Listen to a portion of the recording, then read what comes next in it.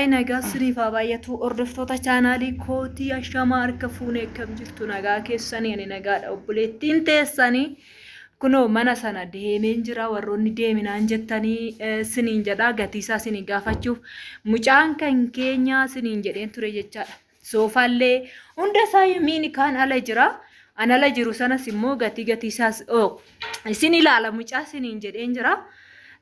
baay'ee gatiisa akkasumarree lakkoofsa bilbilaarree isiniif hin kaa'u imoodhaan qunnamuu dandeessu kallattii biyya arabaatiin ta'uchaa kunootitti darbeen jira nagaa gaafadhu obboleessa keenya sagalee ol fudhadhu akka dhaga'amutti nagaan isiniif haa ta'u hordoftoota chaanaalii alam laayikii illee godhaa riikkachuma dabni dhufa laayikii godhaa fi jajjabeessaa Shane lekin wala fawji Kenya dhufte promotion hojjechaa jirti hojii keenya nu beeksisaa waan dhagaa namoota baay'ee barbaada beektaa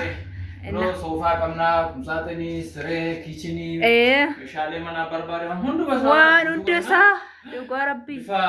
ammayyaawaa ta'een ilaa kanaam kun amma kumsaaxiniidha kumsaaxinii girgiddaa isa guddaa mana keessatti rakkaamee hojjetamudha baay'ee faashiniidha alumti ittiin hojjetame meeshaa saayyuu meeshaa xireedha jechaadha kun amma faashiniidha baay'inaan yookaan namoonni abbaa qabeenyaas ta'e namoonni baay'een kana filatu istaayilii kana baay'ee kan bareedu as keessa fakkeenyaaf uffata dadacha'ee taa'utu keessa taa'a as keessatti immoo suufiin naannoo qamisiifaa asitti fannifamaa asirratti hojjetama fannifamaa gaafa sana paantii boodii waan adda addaa immoo as keessa kaa'amaa asiin ganaa itti hojjetama jechaadha qadaan isaa nyuusa qadaan isaa itti hojjetama kun shaatariidha kun akkasitti cufama akkasitti suufiif qamisiin asirratti hojjetamee fannifamaa finishingii irra jira akkasumallee komfortiiwwan birdilibsii gurguddaa as keessa kaawwama inni immoo as keessa kaawwama isa gubbaa kana komfortiiwwanii fi uffatoota gurguddaa as keessa kaawwama kanneen akka indilibsii faa indilibsii gurguddaan as keessa kaawwama amma fakkeenyaaf so baay'ee meeshaa qulqullina qabudha akkasumallee karaa kanaan caammaa waan adda addaa waliin argu wanta ta'eef uffatoota asiin barree qaba wanta ta'eef caammaa keessan bifa qulqullina qabaatiin as keessa kaawwama akkasuma kaalsii minaamin ammoo as keessa kaawwama kuni barriisa ganaatti godhamannis kuni iddoo kaalsiiti kaalsiin as keessa kaawwama baay'ee meeshaa qulqullina qabu kumsaaxiniin kun noormaalii mitirkaadhaanis jira mitirkaamsadhaanis jira akkasiin barbaadanitti fedhii keessan irratti hundoofnee jira akkasumallee barcuma eenyudha mitiiree kun inni ani maqaasayyuu kun iddina rakkoo qabu beestaan iddoo hojii waan jiraniif jechaadha sitti hojjetatu TV standii faata ammoo TV standii faashiniin iddoo TV irratti kaawwatan TV amma asirratti illee hidhamuu danda'ama as gubbaarra illee kaawwamuu danda'ama wantoota garaagaraa ammoo as keessa kaawwatu kan salphaadhaan barqaan itti fayyadaman uy baay'ee bareeda dhugaa rabbiiti kun immoo namoota puutikii minamna fayyadaman suuqii garaagaraatiif isaaniif shelfii hojjetamudha kun amma fakkeenyaaf gatiin isaa kuma 8 dha baay'ee madaala baay'ee bareedadha kumsaaxiniin kun immoo gatiin isaa waliigalii kuma 80 hojjetame baay'ee oriijinaal yoo ta'e bakka qulqullina gaariidhaan kan hojjetame kaareedhaan hojjetama kaareen isaa asirra akka manaatti jechaadha manatu murteesse ishiin tun immoo ishiin jalaa tun biiftoota ishii xixiqqoo suuqii keessatti ishii jalaa jechaadha ishii jalaa fakkeenyaaf maatii keessanii yoo bittan hin dandeessu jechaadha baadiyyaattis ta'e gatiin keessa jiraatan faatu barbaadama ishiin xixiqqoodha biiffee eenyufaarra kaawwatu televezyiinii akkasumallee soofawwan kun soofaa baay'ee qulqullina qabu amma gaafa marteessullee izikin jedhu izikin jedhu irra taa'een argee ammayyuu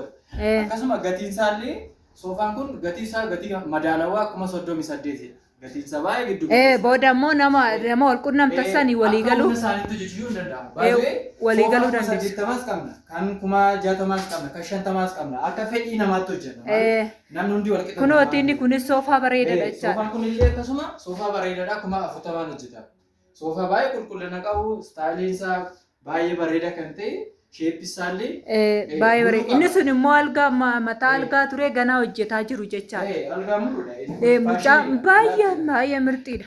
mee kottu saalaa sanas ilaalchisnaa namoonni fedhii qaban irnaa laallachuu danda'u lakkoofsa bilbilaa kee irree boodarra dubbachuu dandeessu fakkeenyaaf kumsaaxiniin kun inni kunis baay'ee bareedaadha kumsaaxin isaa baay'ee kumsaaxinii bareedaadha as keessaa immoo an mana akkan hojjisiifadhe viidiyoo isaatiin waraabee ture jechaadha kumsaaxinii 20 baay'ee bareedaa kalarri isaa bareedaa. Baay'ee mirtiidha jechaadha laala meeshaa isaa. As keessatti iddoo qamisii suufiin itti fannifamuun hojjetama. Kuni masaabaa isaati. Masaabaa immoo hojiiwwan adda addaa as keessa kaawwatu ta'e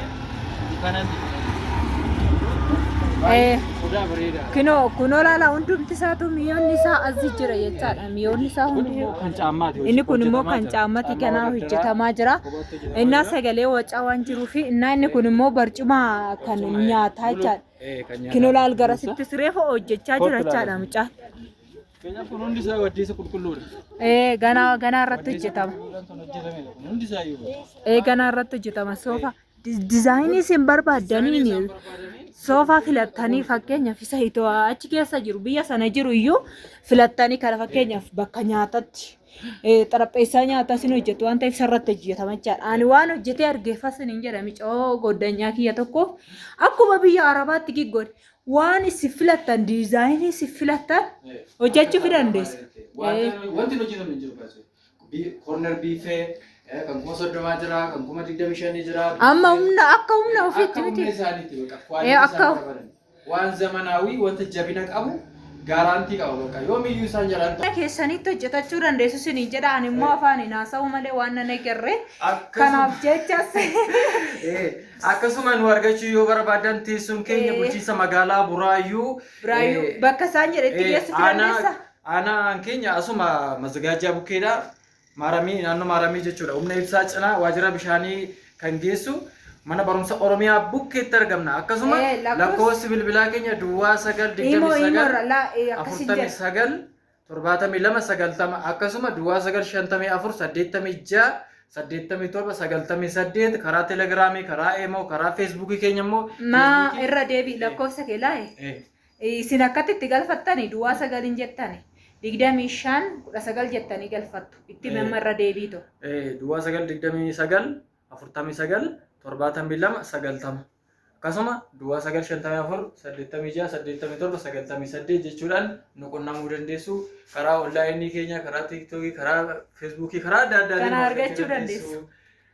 Argachuu dandeessu isiniin jenna meeshaa barbaadan asii argachuu dandeessu. Gatii madaalawaadhaan walii galtuu amma mucaasa dhugaa rabbiiti baay'ee baxaamitti